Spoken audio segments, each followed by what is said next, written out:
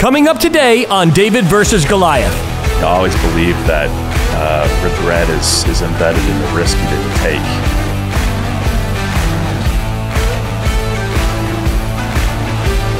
Everyone's going to be wearing tutus. No, Welcome to today's episode of David versus Goliath, a podcast dedicated to helping small businesses leverage technology to not only help them compete against their large competitors, but win.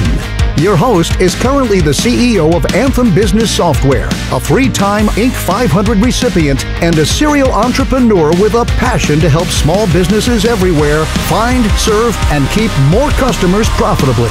Please join me in welcoming your host, Adam DeGraide. Hey everyone, it's Adam DeGraide with another great edition of the David versus Goliath podcast. I'm your host. Welcome to the show today. Today's interview is going to be with a gentleman by the name of Clay Cook. You're going to learn so much, see some amazing pictures, hear some great stories, and learn about how soulpreneurs are another whole segment of entrepreneurs that we want to interview here on the David versus Goliath podcast. Today's episode is brought to you by ANTHEM Software, where you can find, serve, and keep more customers profitably with their all-in-one solution of CRM software, marketing services, and a training lab, all built specifically for small businesses to help you get results. Every business has a song. Let their software and marketing system sing yours. Visit anthemsoftware.com today. Also, you can visit us online at davidvsgoliathpodcast.com. There you can subscribe to receive newsletters and email updates on the new episodes coming out from DVG. And you can also apply to be on the DVG podcast as well. Plus, you can shop, look for little hats, mugs, t-shirts, have some fun with that. And you can even ask us a question. Simply type in your question to DVG, get some free business advice. We look forward to helping you in your business. Well, with no further ado, let's get into today's interview with Clay Cook. Clay, welcome to the David versus Goliath podcast. Thanks for having me, man. Man, you're like an international man of renown and mystery. As I was, first of all, you're like clothed in black over there, and I love it, man. And what I love about DVG, I don't know how much you've watched the show. I'm a little bit, yeah. I'm an artist myself, a musician myself. Yep. I have a soft spot for creatives in general. Like, so people that have creativity, like just oozing out of them. I love the visual arts. I love the musical arts. I love just about any art you can imagine. And that's why I'm so excited to have you on here. And for the watchers and listeners, just listen to this really quick. I don't want to steal his thunder, but you know, he talked about how he's an advertising and portrait photographer. He's a coach, author, director, social influencer. I guess I would be that too. Now that I've started this podcast, I'd be considered that. He's an entrepreneur.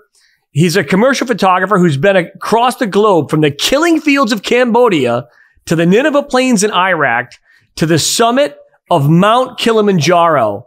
It is awesome. And claycookphoto.com. And I normally don't start out of the gate promoting a website, but I was spending some time on it this morning before the podcast. Your work is fantastic. And I'm assuming I have permission throughout this podcast to show some different images when we're talking about different things from the website. Is that okay? Of course. Yeah, absolutely. All right. Awesome. So, you know, we have a lot of business owners here that have tons of employees, but I also have a passion for soulpreneurs, people that have their own business. They're using their primary talents to build and sustain a lifestyle. And that's exactly where you fall in. So without belaboring the point and listening to me gab for the rest of the thing, let's get to you, which is the most important, the interviewee. So Clay, tell us a little bit about your journey and how you discovered you had creativity in you, you know, to some of your fun projects. And we're just going to let the conversation lead us as it goes. Yeah, sure. So, I mean, you kind of have to go back to my teenage years. I've always been fascinated with movies and music, and you know, I used to make little short films with my old 8mm video camera growing up, and then always wanted to be a film director and inspired to be have some position in the movie industry. And then kind of music took over my life. And became like just utterly obsessed with Metallica and all these awesome bands. I was getting out that teenage angst, at the time. By the way, I still rock Metallica, man. I mean, I did too.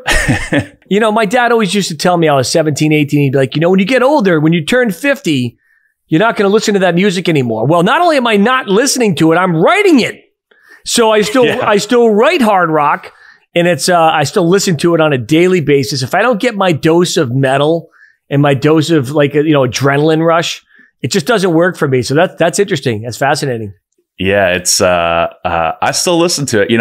I took a break for a long time. I was really kind of just phased out from the music industry. But yeah, I've recently just gotten kind of back into some of the harder stuff recently. But anyway, so I got into the music industry pretty hardcore, and I was in a hard rock band called In the Clear for about 10 years, and we did pretty good. We toured a lot all over the United States and played some pretty big shows and toured with some relatively large bands at the time, and did pretty good.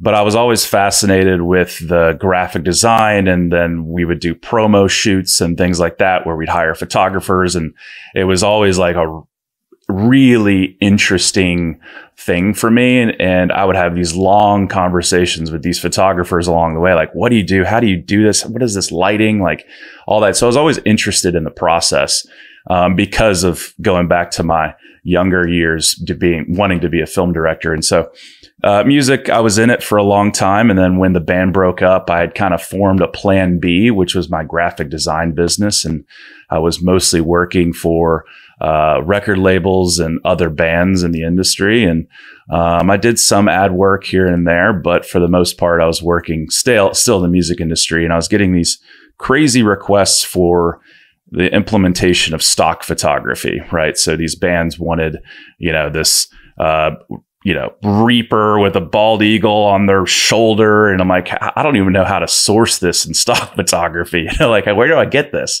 So I received a camera for a Christmas gift, actually, because, I wanted one so bad because I just wanted to shoot things to just implement in my graphic design business. And, it kind of just changed everything for me. I started out shooting just like that, those random requests for graphic design. And then I started shooting more and more just different things like people. And I was photographing my friends at parties and their newly born babies and families. And then I get into weddings and all that stuff. And sure. And then it just kind of snowballed into what it is today. And over the years, it's grown into be something that's just such an impactful thing in my life. Now, let me ask you a couple of questions about that, because I'm always fascinated in people's journeys, right? So you and I had very similar experiences with our moms. Your mom was creative. My mom was super creative. My dad was a disc jockey, which obviously helped me learn, I can now, hey it's Adam DeGraide. I got the voice. I got the voice. I could totally do the whole thing. I remember him announcing, the circus, he'd be the guy announcing the ringmaster for the circus. So I got a lot of that from my pops as well, too. And a lot of my creativity. My whole family's been musicians and artists. And my brother, I don't know if you know Neil. Neil's an amazing musician. Oh, yeah. He's an amazing artist as well. And I've always valued visual arts, but I've never been able to actually draw. Like my idea of drawing is like a little stick figure with a little house and a little chimney on it and some suns. So you were in a band for a while. What was were you the singer? Were you a musician? What did you do? I was the rhythm guitar player. All right, awesome. You were Angus Young's brother. Of the songwriters. You were Angus Young's brother. Angus Young's brother. Is it Mark? Yeah, exactly. It's funny in our bands too, Clay. My brother's such a great lead guitar player that I just couldn't even hold a candlestick to him. So I became de facto rhythm guitar or bass or keys or something, anything other than lead, because he was so much better at it than me. So I can relate to that. And so when you're in the band and you're touring and you start to see like director of lighting, right? When they're doing video shoots and you start to see the different types of cameras and the different angles and things that you probably watched back and you said, oh, I like that, or yeah, I'm really not crazy about that. That kind of like spurred you on to say, I want to just kind of experiment myself. And what I think is fascinating about the way the world works and the way I believe all of us are uniquely created with certain gifts and talents that we unearth as we go along, right? Is that all your life's journey led you to be where you are today, even talking to a crazy guy with spiky faux hawk hair, who still thinks he's 16 years old. I had a comment the other day, you'll like this, Clay. I had a comment, the guy's like, when are you going to grow up, DeGraide? Your little faux hawk hair. What are you, 16? And so I said to him, his name was G Money. I said, hey, G Money. I said, I appreciate the feedback. I said, about 10 years ago, I started losing my hair. And so I realized I was going to go out with a bang. And there you go. and he goes, you know what? As a result of that comment, I'm subscribing and liking. And I love it. All of these things in our lives, right, lead us to where we are today. So from music to photography, how much of a difference in leap was it? Or is it just a different angle of the same creative spirit?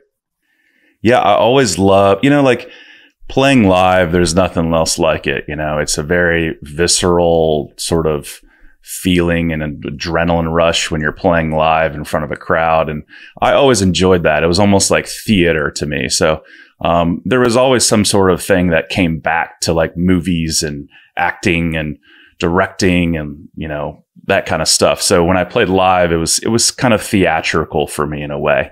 Of course, it was like the adrenaline rush and all that stuff. But sure, it's hard to replace that. It's hard to replace that. Yeah. And then when it came to recording, that's where like that creative process came in.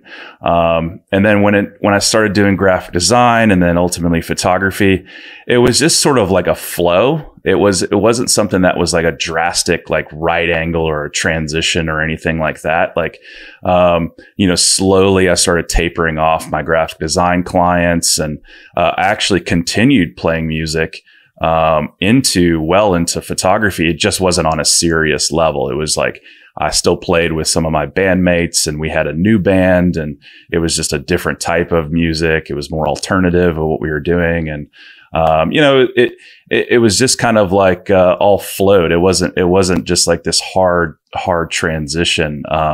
There was a hard transition in my personal life, where there was like markers where I can clearly define, okay, this is where I started this and this is where this ended and this is where this started. So, but it was more of a personal thing than it was a professional thing, Yeah. It's fascinating because my whole life growing up, Clay, I thought I was going to be a rock star. So like I was convinced, my brother and I had bands, I was the manager of the band. So I was always pushing for shows and, I was the one that, made the albums, worked with Neil. I produced most of the albums back then. And Neil's a way better producer than I am. But little did I know, I didn't know because he wasn't producing. I should have just surrendered to him immediately. But anyway, as we were producing music, you think that's going to happen. And then life does a curveball, right? Got married, had kids, had to provide for them, started going into the business realm and went into banking. And then all of a sudden I realized, in my life, that business for me was as much a musical and creative thing as it was playing the guitar or bass or drums for me, because I started to look, okay, how is this business band put together? Like, who's the lead singer and is he still a prima donna? Yes. Who's the bass player? Who's all these things? And so for me, like business started to shape and, and in the beginning, I think when you're a creative and you're an artist and you have to start earning a living, it's almost like your whole life you've been told that that's like not art. Well, I would tend to say to you, it is 100% art, and you can find creativity and beauty in making money within that art as well too. But it takes a while, to come from that purist artistic mentality to it's okay to make money doing art and photography. And I was looking at some of your portraits, man, and I don't have one of me like that. And I think I got to get you down here. We got to try to recreate the DVG studio DeGraide vibe. I mean, we're going to do it. I mean, we absolutely. I would love to. Yeah, we're going to totally do that. And I'll make sure that, we film the process and I'll do a little segment on it in the future about how we did it. We'll have some fun with it. But let's get Neil over there and Tyler and it's funny that you said buddies. Funny you said Neil about when Neil was a kid, just like you, Clay. He had these 8mm and these camcorders that my mom would have, and him and Pete Mitchell, who's the singer for No More Kings, they would make movies like Genetically Altered Kitties. You know, it was like literally like this mad scientist that had these altered kitties, and he would do all these special effects on it. So I think in some ways, man, you're born with something. You're gonna end up doing what you're supposed to do. Was that transition for you though, from being an artist to making your art and still making money with it, and probably doing shoots that you wouldn't do personally, but because it's somebody else's vision and project, you're going in and being creative on their behalf. Was that transition difficult? Yeah, I mean, for me, I never made a dime, playing music. I mean, it wasn't money was never like a driver for me ever. Now, when I got into photography, I was like 26 years old and I was getting married at the time, and like life was just smacking me in the face, sort of. So for me, I had to start making money somehow, and it came relatively easy for me comparative to the music industry, where I always say like, oh, in the music industry, you're hustling, you're in the ticket and t-shirt business, and you're running on a treadmill and just terrible business, never getting anywhere. Yeah. And so when it came to photography, I found that doing what we call retail work, which is weddings and portraits and consumer work, it was fairly easy to come across that type of work. And so suddenly I was making money. It wasn't a lot of money, but it was something. And then when I got into commercial work where, I'm trying to execute other people's ideas, that was a challenge at first. But a lot of the cases in the photography world, when you do work in the commercial industry, you are taking an idea and then they're hiring you to bring it to a tangible state that is within the parameters of your style or your uniqueness. And that is why they're hiring you. That's why they're hiring you, right? They've seen your art. They've seen your eye. That's fascinating. Right. Now, I am way over on break because I'm not paying attention to my own time because I'm having so much fun just hanging out with a fellow artist and a fellow creative. So give me a second here. Hey, guys. Yep. This interview is awesome. You have to be loving it with Clay Cook. This is fantastic. Where else do you get interviews with CEOs of software companies followed the following week with an amazing creative who's built a business with his photography? Only here on DVG. We're going to take a message here from our corporate sponsor, ANTHEM Software. We'll be right back. ANTHEM Business Software System is designed to specifically help small businesses just like yours find, serve, and keep more customers profitably. We do this by providing you with the most powerful software, automations, and marketing services to help your business compete and win in this ever-changing digital world. Take a short video tour at anthemsoftware.com. Anthem Software, every business has a song. Let our software sing yours.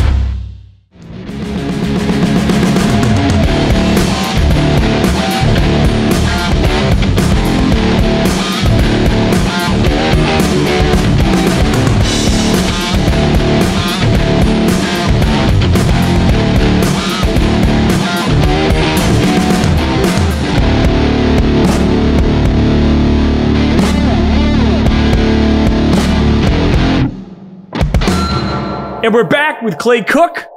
Not photograph. Me, that's a great song by Def Leppard. It's an awesome song by Def Leppard. Photography, photograph. Yeah. The photographer. And when I was reading your sheet, I thought this was pretty cool too. You have built a pretty decent following and social media following, which I'm hoping you share this podcast with, by the way, when it comes out. Absolutely. You've got a community of about 60,000 on Facebook, 57,000 on Instagram, 18,000 on YouTube. You have 140,000 unique followers across all your combined media. That's going to feel great. And this is all organic. This is just people who value what you've done. What people, tune into this show and they love to learn about how would I do that for myself? if I have my own business out there? Like, what did you do to get that out there? Was it just purely organic, or were there some strategies behind that? Yeah, I went to an influencer event a year or two ago, right before COVID. And, I met a couple of people and they just called me an OG because I was just on social media very early with the band stuff. I was like on Friendster and MySpace and all these original. And so as soon as a new social media site just kind of popped, I would immediately sign up and just start putting stuff out there, not even having intent or an idea of kind of what I was doing.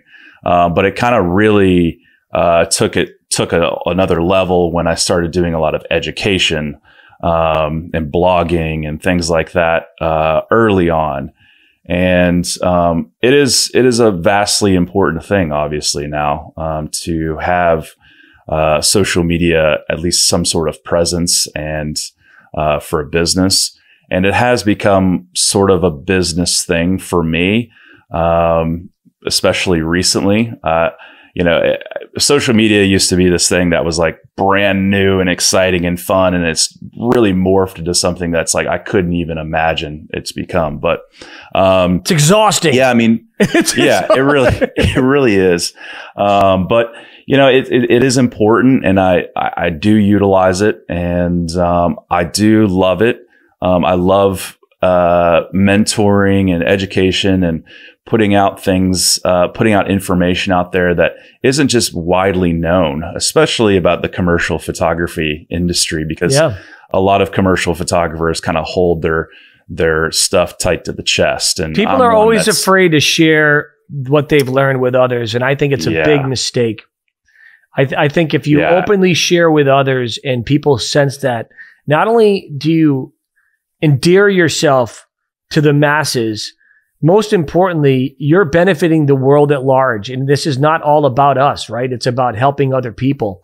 And there's enough commercial photography gigs out there for many amazing commercial photographers. And I think that is great. So you try to mentor. I mean, I was also reading here that you've done some TED Talks. You've spoken at, you've personally consulted with over 5,000 photographers. You've been a coach and you've mentored 30 interns personally. I mean, people are so important. You think about all that goodwill that you've had out there, and it not only are you helping spread, other talents and other skills and other people that have those same life skills and talents, you're also not afraid to give back, which I guarantee is helping you land gigs from people that really appreciate your openness to that. Has it been difficult training those interns and giving those talks? I mean, tell us a little bit about that. I've always been one that is all about paying it forward. The way that I learned photography wasn't through a course or a class, or tutorials didn't exist. Masterclass wasn't a thing back in 2010, 2011. So there wasn't this widely known information about how to light and how to do all these things in photography, because it was just a different animal then. With social media, obviously, there's more and more information about how to take beautiful pictures and things like that.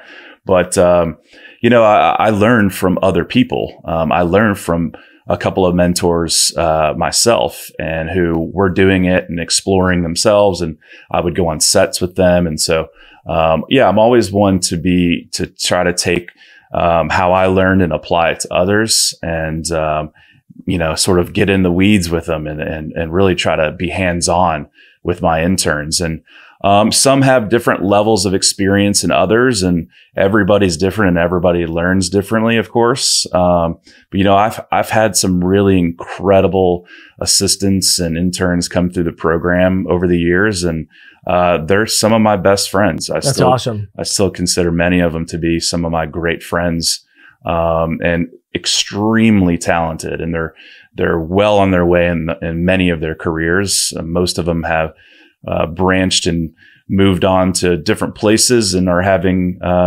their own experiences and trying to advance their careers. That's awesome. Let's take some time here to look at a few things, look at a few photos together. I'm not going to be able to put them up for you and I to see them because obviously when we're recording this, it's difficult. But I want you to go ahead and, talk about a handful of some of the things that you did and a little bit about each project.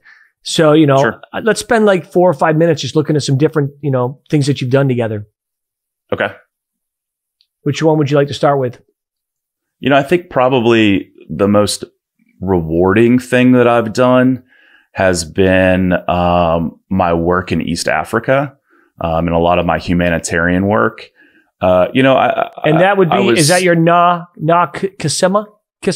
Yep. That and there's a gallery called Humanitarian. All right. Awesome. Projects. Let's do that. So my producer's gonna scroll through these images as we talk in and out about this project. Tell us a little bit about them.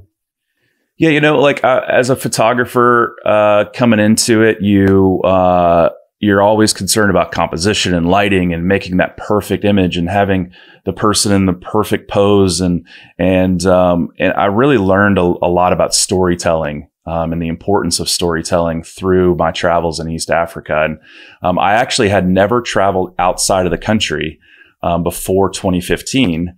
And I was invited to go to Tanzania in 2015, and it was my first time I'd ever gone outside the country of the United States. So I had maximum exposure there into the travel and adventure. That's like a shock I bet you that was a shock.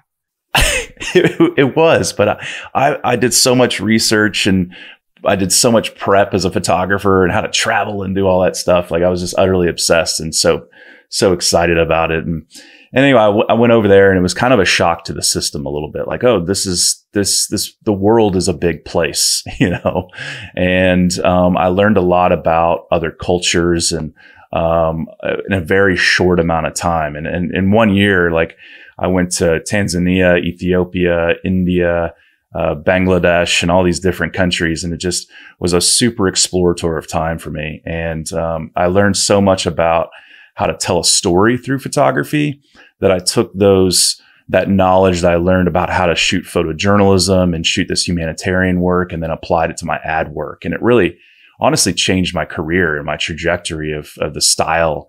And shortly after, I started getting hired more and more because of the style that I incorporated from learning what I did in East Africa. So, yeah, it's amazing. I'm like I'm scrolling and I know that my producer's doing the same thing right now, but like I'm scrolling through your website just under your humanitarian section right now. And I'm looking at some of these photos. I mean, man, this is beautiful composition. Thanks. I'm looking at one right now where there's a woman who is with fresh water and she's just experiencing, it looks like almost for the first time experiencing fresh, clean drinking water. And the expression on her face is like so powerful.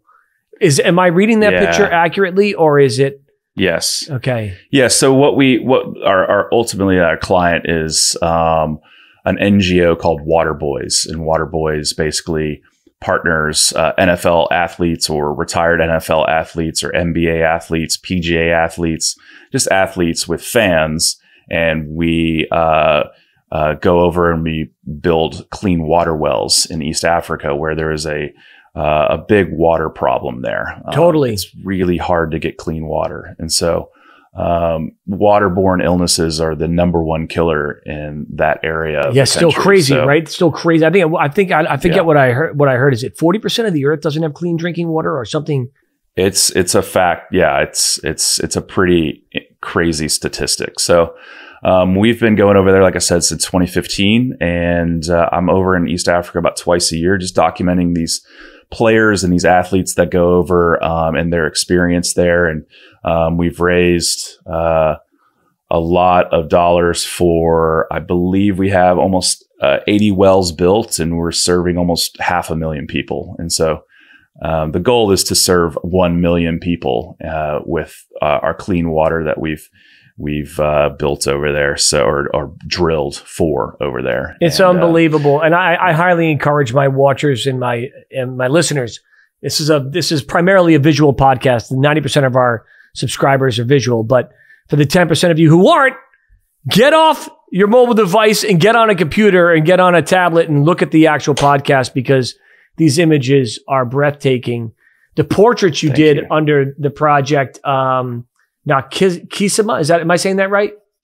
Yes. So that's basically Swahili for under the well. So what I did was take a lot of these beautiful Maasai women and men and photograph them under one of the water wells.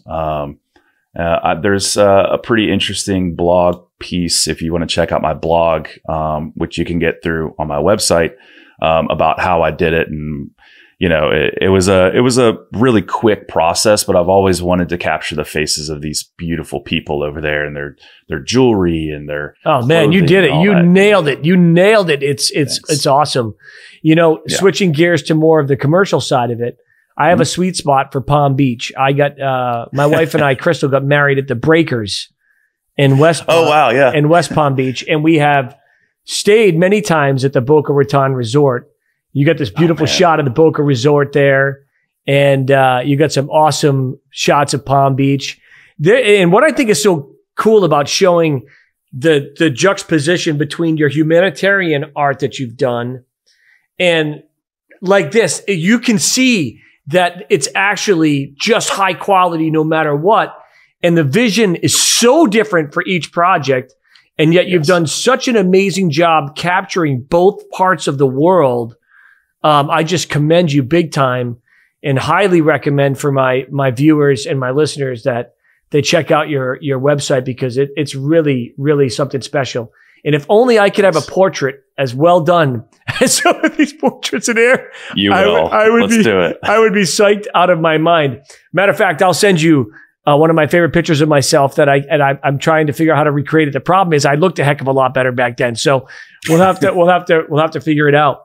You know, we're going to take another break here from another sponsor, but when we come back, I want to keep talking about your art, your creative process, and a few other fun things as well. So, Clay, this is awesome. Hope you're having fun. I'm having a blast. Oh, yeah. Can you believe what you learn and see here on the David versus Goliath podcast? No, you can't, because it's too good to be true, but it's not too good to be true. It actually is true.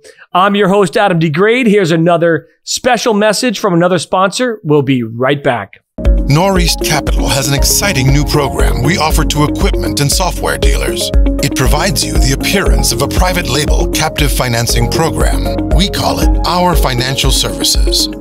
Using Our Financial Services, you can offer your customers your own financing program, including industry-specific payment calculators and unique payment options. Northeast Capital administers a private label program tailored to you and your customers' needs. Learn how we can help you reduce receivables and qualify for your own private label finance program.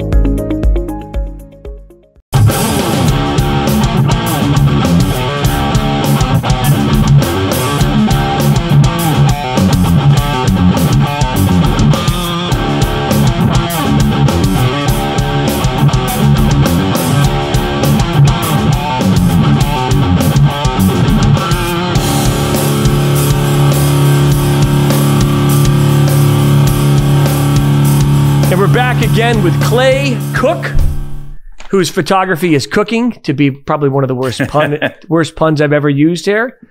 Some people do tell me I'm a little punny and not funny. But at the end of the day, was reading this, that you have a podcast. I do. And you have a podcast, and I'm trying to find the name of it. Stay Buzzed. It's a bourbon enthusiast, by the way. I am too. Probably not as much as you are, but bourbon's one of my favorite things to have as an adult beverage if I'm going to imbibe, which I do imbibe. The bourbon podcast, Stay Buzz. How often do you create it? We do it about once every other week. So we're not insane about it, and it's honestly just two guys getting together in a room, maybe having a pour of something and talking about it. But it's mostly just like, you know, what we're doing, what's going on. It's with a friend of mine, Tyler Zoller, who's also a photographer. That's awesome. So we're both photographers, and we're both bourbon enthusiasts, and we love it. And we live both in Kentucky, and so it's a thing here, you know. And and it's also the official spirit of America. I think in Is it really? 1963, Congress passed the order where bourbon became the official spirit of the United States of America. Just like the bald eagle's the official bird. Bourbon is the official liquor of America. And as you know, you can only be a bourbon if you're made in certain areas. Every whiskey is a bourbon, but not every bourbon. You know what I'm saying? I think I'm saying it backwards, but these are little things that, you know, people don't really realize and they don't know. But yeah, Congress I think it was 1963. You know, I actually didn't know that. Yeah, I didn't know. Incredible. I didn't know it either. I looked it up one day. I heard it on a show, and I said, "Is that true? Is that really true?" And I looked it up, and sure enough, heck, it's true. It's the official spirit of the United States of America is bourbon. So you might want to do a little show on that.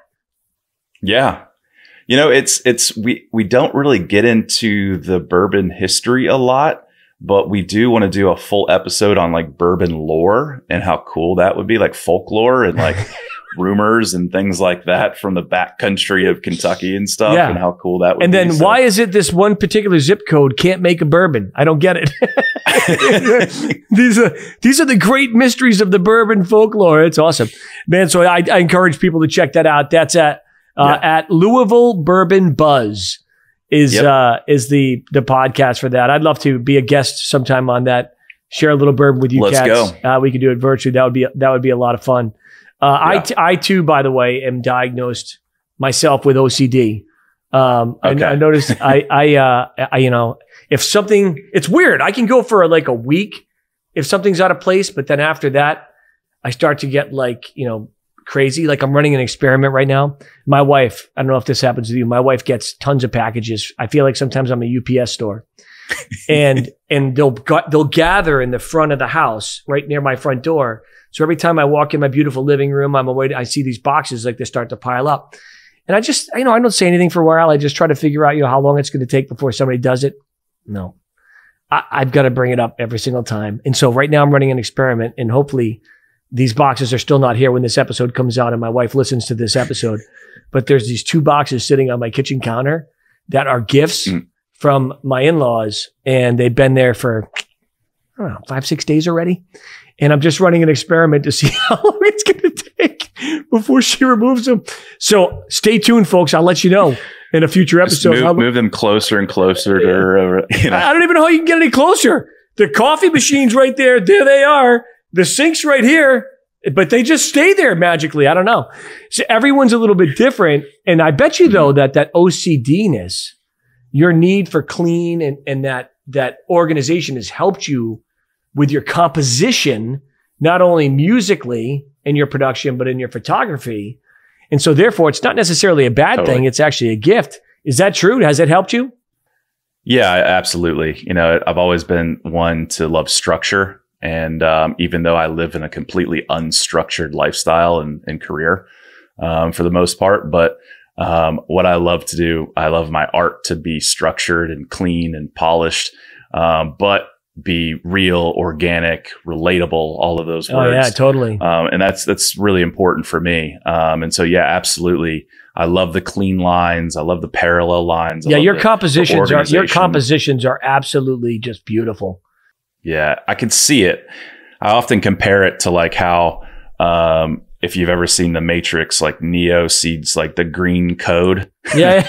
like it comes across like in the green code in The Matrix. And, like that's how I kind of see the world with light and lines. And so, I'm like super particular about how things are put together and placed when I do, not only in life and in my studio and in organization, but also in compositions and photography. You know, when you're taking a commercial job, I think this would be something that, because I have a lot of businesses that listen and watch the David versus Goliath podcast.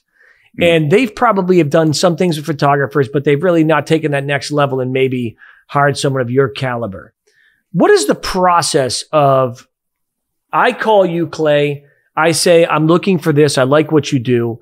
From that call, from concept to final product, walk somebody through the life of what that would be like working with someone like yourself. Sure. Yeah. I mean, the first thing is to basically get an idea, obviously, of concept and your needs. In the commercial world, we have a licensing model for photography and the photographs themselves. So we have to understand what your usage is. So how are the photos going to be used? Are they going to be used in an unlimited way or a limited way? All those things are important, where they're going to be shown. And from there, we kind of determine what it's going to look like from both a deliverable and an assets lens as well, no pun intended, but also a production level. That was very punny. That was very punny. Yeah.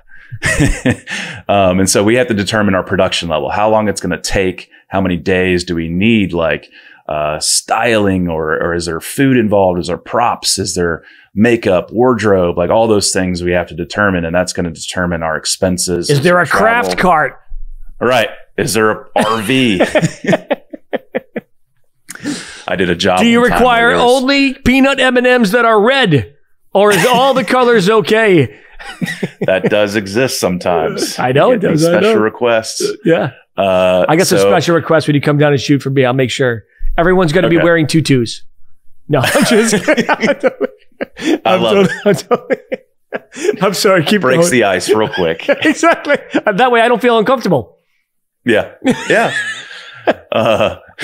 So yeah, we have to determine all those things, and then basically we get an idea and a proposal together, and then proposal is negotiated down, or it's edited or revised, and then we kind of get some signatures on the dotted line and then execute the project. And by the way, for a lot of creatives though, Clay, this part of the process is difficult. Yes. Because they just want to do their art, right? And so they view this as an intrusion, but it is not an intrusion. It is a necessity, and it gives structure and stability to not only you, the artist, but to the client. I get worried if I'm hiring somebody and it's too loosey-goosey. I would much rather know that they're buttoned up legally, they're buttoned up in their process, they're buttoned up, they're not afraid to ask for what they're worth. And I think I value that. And that is a tough thing. Was that hard for you to get used to, submitting a proposal and then following up on it and saying, "Hey, are you going to buy it for me?" I mean, it's kind of not in the nature of most creatives. I think a lot of young entrepreneurs struggle with talking about money. I know I did for the longest time because I didn't have any money. And so it wasn't something that who am I to ask somebody for money when I have none myself? Yeah. So it was an uncomfortable, awkward position to be talking about that. And so, you're always clicking off this proposal, I hope they go for it kind of thing. But it's become easier and easier over time. And I also work with a producer that is a third party resource if we need that. That's good. That can handle. You need the hammer, man, Clay. You need a guy like me that says, "Hey, pal, are you going to do this? Are we signing on the line that is dotted or what?" This is what we're doing. That's right. No, I actually have a lot of sympathy for people that are in your situation, because it is not easy transitioning. Although, it's funny, man, I've talked about this because I want to make DVG something where musicians, either whether they're bands or solo artists, or the creatives like photographers and filmographers, if they can come on DVG and then we can talk business, but without sacrificing the creative side, And I think for the watchers and listeners, if you have a business and you don't value creative individuals, you are making a major mistake. Some of the most powerful brands that have ever been created are created from people that are creatives. And so you may not be that, but you've got to find somebody alongside of you who values it. And if you don't have anyone in your organization that values that, you're stunting your own growth. So in our business, for example, Clay, I've got my COO couldn't tell you what a good graphical layout is if he wanted to. But I don't want him to tell me what a good graphical layout is, because I feel like I can do that, right? So I need somebody that can have organization, structure, run it like a machine, like it's a mission that he's on. And then I can focus on the more creative sides of it. And I give you a lot of kudos, man, because it's not easy transitioning. One of the things we talk about, because we're running out of time. Would you come back in the future, by the way? Because I think this has been. Oh, hell yeah. I've had a ton of. I just feel like we're just hanging out. The only bummer is we should have been drinking bourbon this entire time. But well, next time. The interview might get a little weirder as it goes along. We're drinking bourbon. But one of the things we talk about is courage, right? On David versus Goliath, because the whole concept is small individuals taking on corporate giants and winning, right? And so even though you're a solopreneur, you're working with big companies and you're helping their vision come to fruition. It does take courage, though, to go from guitar to buying to then start taking pictures of your friends and family to saying, I think I can make a living at this. Then you start asking for it. Then you realize, I don't do weddings anymore. So I noticed that there's something that you do not do anymore. So I know he mentioned that early on, folks. Clay does not do that. He does only commercial projects at this point in time. I don't want you getting bombarded with my nephew's wedding coming up soon. But taking that transition and all of that takes courage. So for you to move through your life and those different life experiences that you had, it takes courage. What was it in you that gave you the determination to turn this into a business? And then the second part of that question is, what advice do you give to someone who might be in a similar position? Maybe they're not an artist or a photographer, but they're working for somebody else and it's time for them to go on their own. So number one, what gives you the strength? Number two, what advice do you give to them? Yeah, I grew up being in a household where I had a dad that was a incredibly talented businessman and took a business from the ground up. And so in many ways, I always just wanted to be like my dad, except I didn't want to be in the flooring industry. I was always creative. And so I think the ultimate driver for me is always, I just wanted to be my own boss. I didn't want to wake up to an alarm, I didn't want to go in the office and grind it out day after day and have that type of lifestyle. And, so I wanted to be my own, sort of my own vehicle for whatever I wanted to do. And that's always been the ultimate goal for me. It's changed, obviously. Now I've been a business for 11 years. And so awesome. Now the driver for me is just using my passion and my creativity to tell stories and to use my talent for the greater good. And I think that's very important.